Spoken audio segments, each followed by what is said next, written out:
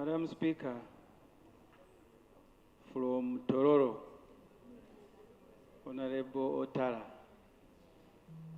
to the north, to Bunyoro, everybody is crying. Those who are crying loudest so far are from the NRM side. I am raising a procedure if you can only wait. I was born in Masaka, I usually go home. That bridge in Katonga, which was swept away now more than 3 years ago, hasn't been fixed. So are many others before you raise the new one. So the procedure issue I am raising, Madam Speaker, you listed also disasters in your communication and forgot one disaster that befell this country. The disaster of NRM, 38 years in power.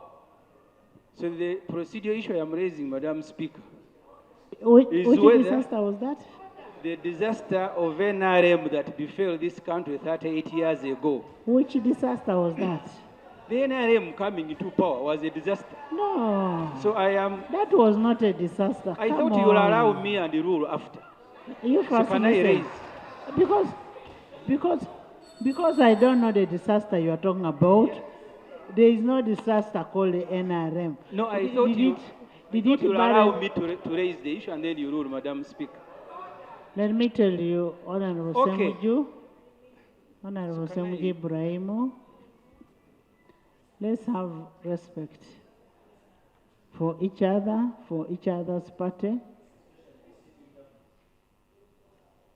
If we are talking about serious matters, where floods are taking people, floods are killing people, nobody in your constituency will take you serious. Because you've talked about the disaster of NRM that has stabilized this country for the 38 years. Madam Speaker, I mean you rule. If what you are saying, and I don't want to engage with you, Madam Speaker, then we wouldn't have MPs here from the ruling party, correct? They should be coming here to celebrate. But each one of them, they are taking our time. We should be the one complaining. Each one of them, if you allow them, they will stand here and complain. Then they will go and say NRM oil. So I am only saying, Madam Speaker,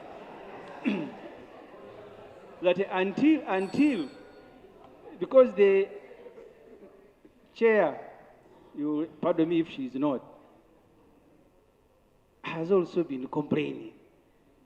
So everybody is complaining. So what motivates you to support a government that makes you complain? What motivates you? And then you come here and begin complaining. So the procedure issue I am raising, allow me, Madam Speaker, is whether this Parliament should not deal with NRM disaster that does not prioritize all roads, that is making you cry. You have heard my brother from Bunyoro saying they shouldn't bring a supplementary. Whether that's not the substantive issue we should be dealing with. And then, because your president is now moving, touring bridges that have collapsed and you are here. He's in your area touring. Honorable Ssemujju, we do not have an NRM disaster. We don't have an NRM disaster. The disasters we are talking about is of natural disasters. The NRM you're talking about is a party in power. It has been here and it is still going to be there.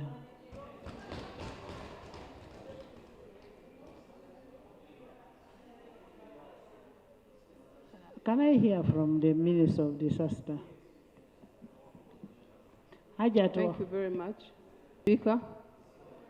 Right Honorable Speaker, I want to first of all take note of all the issues raised. Why don't you be happy that I've initiated her? I have initiated her. Right Honorable Speaker, 2 months ago I was here. Hajat wants to say something. Speaker, for giving me the opportunity to welcome Honorable Lillian Abel to the fraternity of Hajjats. Before you name her Hajjat, may she profess what the Hajjats profess before they are called Hajjats, so that I officially welcome her. Hajjat, for your information, I did all the induction. I did everything. She's most welcome to the world of, and may you please wear like that all the time. Thank you. Amen. Right Honorable Speaker, I do take note and confirm that you did a good job. Thank you. Assalamu alaikum wa rahmatullahi wa barakatuh.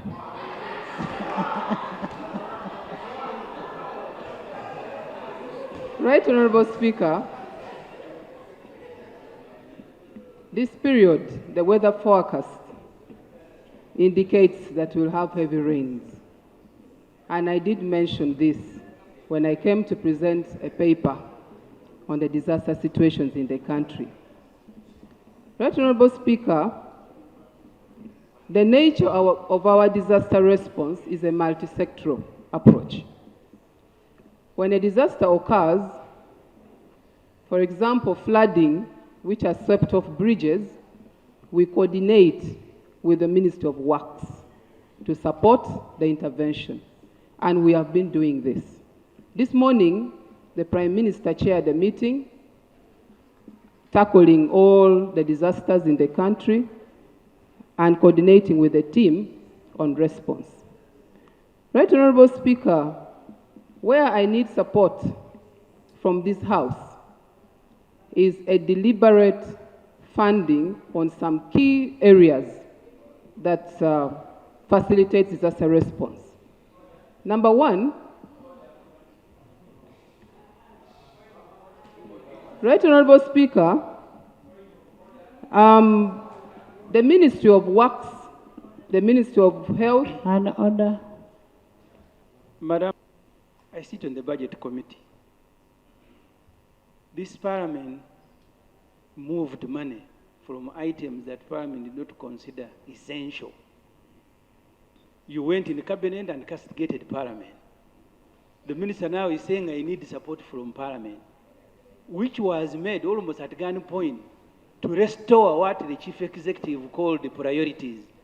Is she in order to come here and begin mocking Parliament that it can give her money when what was given was taken away?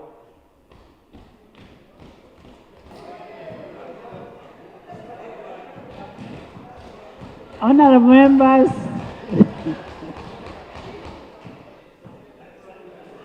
Honorable Abe is just telling you her plight, her request. She's telling you her request. So, Right Honorable Speaker. Minister. Madam Speaker, some time back, I think 10 years ago, we passed a disaster policy in this Parliament. And the Minister is right to say the way we handle our disasters is multi-sectoral. Within the policy framework, the government is supposed to come up with programs to address some disaster issues that reoccurs and avoid it reoccurring. Madam Speaker, like the issues of bridges flooding, within the policy, we have engineers studies should have been conducted and to come up with a mechanism to ensure that in the next 2-3 years, we do not have more bridges re-flooding and road closed. It is within the policy. So that the issues of roads flooding, it is being closed because of rain, stops. Madam Speaker, that is within the policy. The minister has not talked about it. It's going to be year in, year out. Secondly, the issue of homesteads being washed is within the policy. It's the global climate issues. It is within the policy that within a radius everywhere there should be trees and mechanism established. It is within the policy. Madam Speaker, I'm not hearing the minister talking about it. The minister now talking, meeting international NGOs to bridge areas.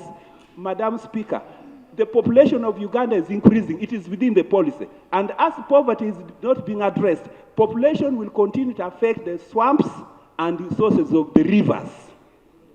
And the mechanism is within the policy to ensure that the community within the rivers, river banks, and so forth are moved away and money is provided. The minister is not talking about that. Just risk policy, management policy.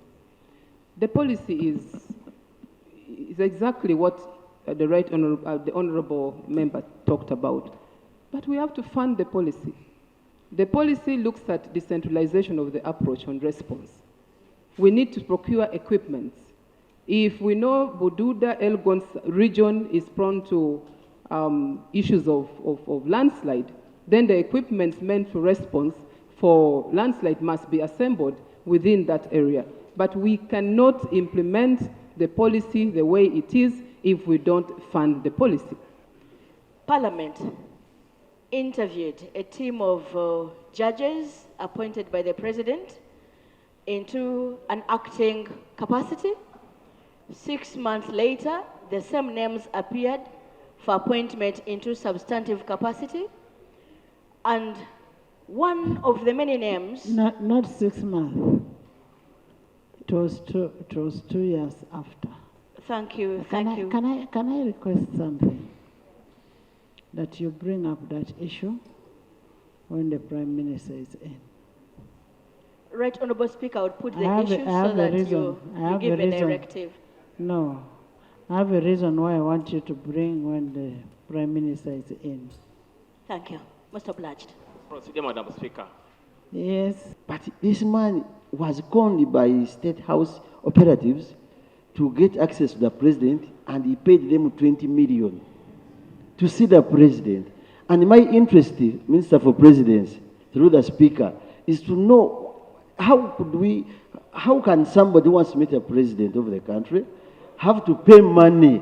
What criteria do they use? This is an old man who's going to die. Spending, what's the price? Or the right price of meeting General Museveni in State House by his own combatants? Honorable members. And who are those people conning? People from Karungu. Karungu, where I come from. Honorable 20 members, million, Mr. Vincent Ssemujju Nganda. Honorable members, listen to the member.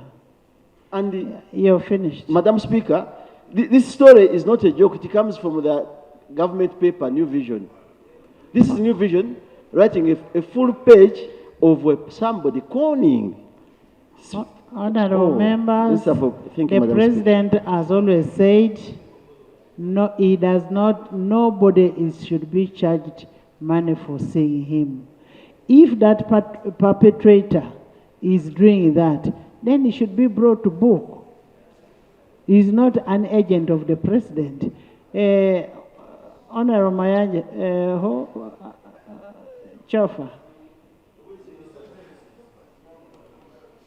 Issue of conning money to see the President. Can I ask you to take up that issue and have that person brought to book? Most obliged, right, Honorable The money should be refunded back to the person they conned the money from. They do not pay money to see the President. I will seek assistance from Honorable Ssemujju to host me with the details of the gentleman, and then we carry on. Thank you. Lay on table. The telephone number of this gentleman is attached, and kindly do the needful as you look for where you put your rosary today.